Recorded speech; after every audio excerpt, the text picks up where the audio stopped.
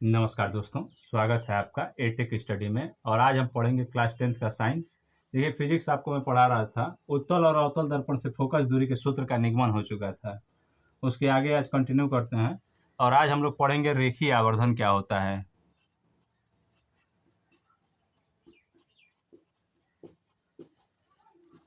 Linear magnification कहते हैं कि बनने वाला प्रतिबिंब वस्तु से कितना गुना है, ये बताने वाली राशि का नाम क्या है? रेखीय आवर्धन, ये बोलना है। अब देखिए, पहला नंबर इसे याद ये रखना है कि इसे यम से प्रदर्शित करते हैं। मैग्निफिकेशन जैसा आपको बताया है तो वहीं से आया है यम, तो एम से प्रदर्शित करते हैं। और यम बराबर होता है I/O। चाहे वो अवतल हो चाहे वो उत्तल हो, कोई भी दर्पण हो, चाहे वो कोई भी लेंस ही क्यों ना हो, फार्मूला वही रहता है I/O। अभी हम दर्पण पढ़ हैं तो दर्पण में सिद्ध करेंगे इसको।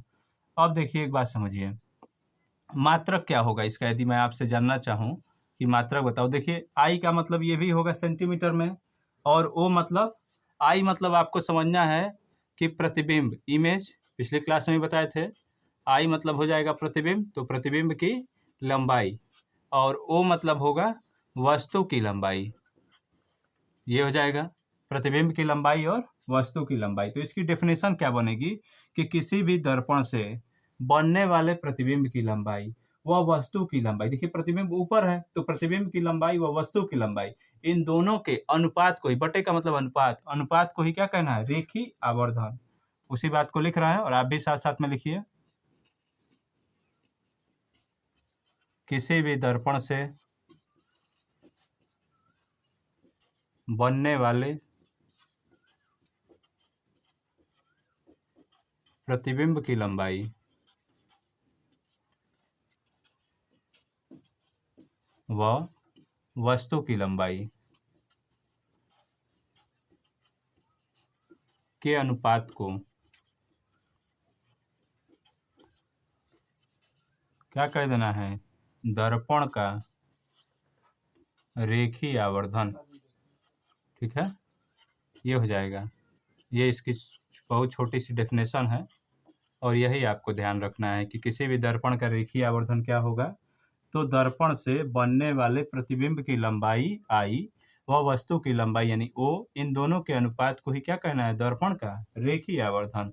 ऊपर भी लंबाई नीचे भी लंबाई, तो मीटर मीटर में रहेगा तो मीटर से मीटर कट जाएगा, सेंटीमीटर सेंटीमीटर रहेगा तो सेंटीमीटर सेंटीमीटर रह गया।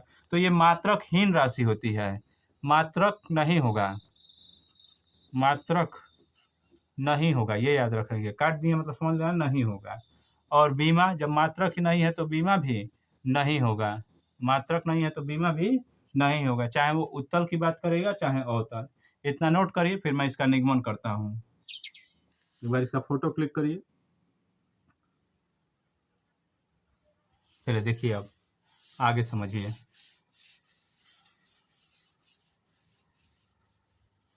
अच्छा, मैं थोड़ी सी बात इसके आगे बढ़ाता हूँ। मान लीजिए यम बराबर 4 दे दिया, 5 दे दिया, इसका मतलब पूछ लिया जाए कि इसका अर्थ स्पष्ट कीजिए, तो इसका मतलब क्या है? तो यम बराबर क्या है? I/O बराबर 5, तो O इधर जाएगा तो I बराबर 5 गुणे O, ये हो जाएगा। O का मतलब क्या समझना है? ऑब्जेक्ट, वस्तु, तो ये होता है वस्तु की लंबाई, वस्तु की लंबाई। I मतलब क्या हो जाएगा? प्रतिबिंब, इमेज कहते हैं, तो प्रतिबिंब की लंबाई, ये बन जाएगा। तो यहाँ क्या बोलना है कि दर्पण से बनने वाले प्रतिबिंब की लंबाई वस्तु की लंबाई का 5 गुना है। यहाँ क्या बोलेंगे? गुणे में रहता है तो गुना, अब 5 है तो 5 गुना।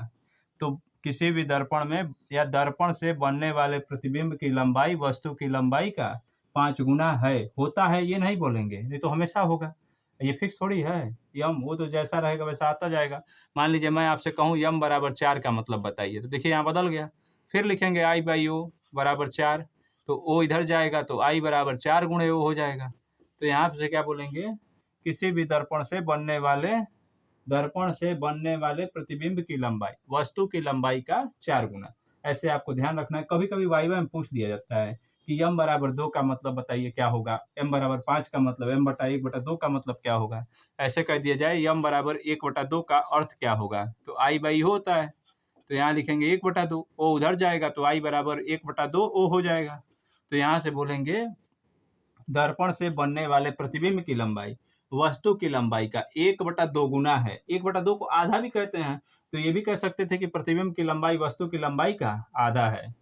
ये ऐसे बोलना है आपको, और जो बोला हूं उसको आप लिख लीजिएगा, 1-2 बार लिख के प्रैक्टिस करिएगा, आ जाएगा। अब देखिए आगे समझिए। अब रेखीय आवर्धन का निगमन।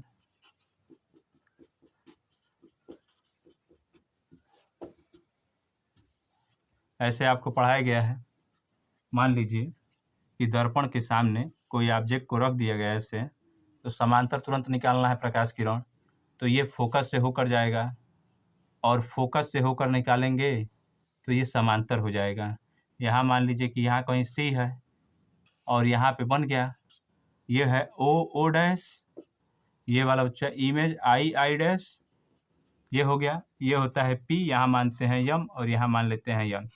ये इतनी बात आप आराम समझिए कि ये दर्पण दिया हुआ है, इससे फोकस से होकर जाएगा तो समांतर हो जाएगा, और समांतर जाएगा तो फोकस से होकर क्या होता है, परावर्तित हो जाती हैं प्रकाश किरणें। ये बन गया है। इसके बाद से यदि मैं आपको कहूँ कि ध्रुव पे जाएगा तब क्या होगा, तो आपको पता है कि किसी भी परावर्तन की घटना में जब भी कोई प्रकाश किरण आपतित होती है, परावर्तक तल पर आपतित होती है, तो वह उसी कोण पर, वह उसी मार्ग में वापस लौट जाती है, यानी उतने ही के ही कोण पर, आई के बराबर आर होता है, तो इतने ही कोण पर क्या होती है, वापस। तो पी पर गया है तो ये ऐसे वापस होके चला जाएगा, रिफ्लेक्ट इसका यहाँ पे पड़ेगा, तो ये बन जाएगा। ये वाला कोण और ये वाला कोण आई और आर होगा, ये दोनों ही आपस में क्या होंगे, बराबर होंगे। अब आराम से सुनिए, समझिए चीज़ों को और सीखिए। इस त्रिभुज को देखिए, ये ऐसे एक त्रिभुज आपको दिख रहा है, ओ डैश और पी, और एक ये नीचे में दिख रहा है आपको आई डैश, आई और पी, ये दिख रहा है। तो ये देखिए, ये वाला त्रिभुज, ये 90, ये 90, ये वाला आई और आर है, आई और आर। तो परावर्तन के नियम से ये दोनों कोण बराबर, त्रिभुज में दो कोण बराबर हो तो तीसरा ऑटोमेटिक बराबर होगा। पिछले क्लास में भी आपको बताया गया था, पिथेल्स नाम के वैज्ञानिक ने इसकी पुष्टि की। उसके बाद से इस दोनों त्रिभुज आपस में कैसे हो जाएंगे, समरूप हो जाएंगे। तो वही बात हम लोग लिखेंगे, त्रिभुज ओ डैश पी समरूप होगा आई डैश आई पी के, त्रिभुज आई डैश आई पी के, ये समरूप हो जाएगा। तो समरूप हो जाएगा तो समरूपता का संबंध लगाएंगे, पहले त्रिभुज की ऊंचाई बटा दूसरे त्रिभुज की ऊंचाई बराबर पहले त्रिभुज का आधार बटा दूसरे त्रिभुज का आधार। इससे तो पहले त्रिभुज की ऊंचाई ये वाला है ओ डैश, और दूसरे त्रिभुज का आधार ये है आई डैश, ये बन गया है। इसके बाद से पहले त्रिभुज का आधार तो ओ डैश पी है, तो यहाँ लिखेंगे ओ डैश पी, ये बराबर है, और यहाँ पे दूसरे त्रिभुज मतलब आई पी, छोटे वाले का आधार क्या है आई पी, तो यहाँ क्या लिख लेंगे हम लोग आई पी। अब समझिए, ये बन गया, इसका काम खत्म। वस्तु को यहाँ से यहाँ रखे हैं, तो इसको इधर लाएंगे तो किस में होता है, माइनस में, तो ये माइनस यू हो जाएगा। ये प्रतिबिंब है, तो प्रतिबिंब की दूरी को किससे लिखते हैं, भी से, तो ये हो जाएगा माइनस भी। ये फोकस है, तो फोकस को लिखते हैं एफ से, तो ये भी माइनस में ही होगा। तो यहाँ यूज करेंगे हम लोग ओ डैश जो है ये वाला, इसको हम मान लेते हैं वस्तु, ये वस्तु है ही, मानना क्या है, हम मान लेते हैं इसकी ऊंचाई को h1, तो ऊपर है तो प्लस में, ये नीचे है तो माइनस में h2, ये बन गया। तो यहाँ लिखेंगे ओ डैश के जगह h1, आई डैश के जगह h2 माने, लेकिन वो नीचे है तो क्या लिखेंगे माइनस में, O dash P, O dash यहाँ है ओ डैश पी पूरा यहाँ से यहाँ तक, तो ये कितना है minus you, I dash P यहाँ से यहाँ तक, तो ये है माइनस का भी। तो देखिए ये वाला इससे कट गया, तो h1। अब एक बात को समझना है आपको आराम से, h1 का मतलब क्या है, वस्तु, और वस्तु की लंबाई को किससे लिखते हैं ओ से, वस्तु की लंबाई को ओ से। h2 क्या है, प्रतिबिंब की लंबाई, अब प्रतिबिंब की लंबाई को किससे लिखेंगे आई से, तो यहाँ वही शब्द यूज कर लेंगे, ओ h1 की जगह ओ लिखेंगे, h2 की जगह आई लिखेंगे तो माइनस आई, और यहाँ पे u अपान भी, ये बन गया। माइनस उधर भेज देंगे। उससे पहले आप कुछ बात समझिए कि अभी मैं आपको पढ़ाया हूँ यम बराबर होता है आई अपान ओ, तो देखिए ये उल्टा लिखा है कि नहीं, ओ अपान आई लिखा है, तो हम दोनों को पलट दे रहे हैं, तो यहाँ पलटेंगे तो क्या होगा आई अपान ओ, और माइनस उधर भेज दे रहे हैं, तो ये देखिए ये भी पलट गया, तो माइनस भी अपान यू।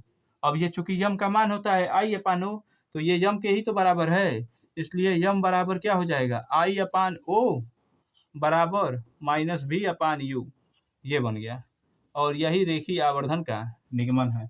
आपको ध्यान रखना है कि भी क्या है, भी जो है यहाँ पे वो क्या है, प्रतिबिंब की दूरी या प्रतिबिंब की स्थिति, यू जो है वस्तु की स्थिति, आई जो है प्रतिबिंब की लंबाई, ओ जो है वस्तु की लंबाई। और इसमें आपको चिन्ह सहित मान रखना है, जैसा रहेगा वैसा ही चिन्ह सहित रखेंगे। तो इतना नोट करिए। और चलिए आज के लिए बस इतना ही रखते हैं। और रेखीय आवर्धन आप 1-2 बार प्रैक्टिस करिएगा, और इस पर हम अगली क्लास में न्यूमेरिकल लगाएंगे। चलिए।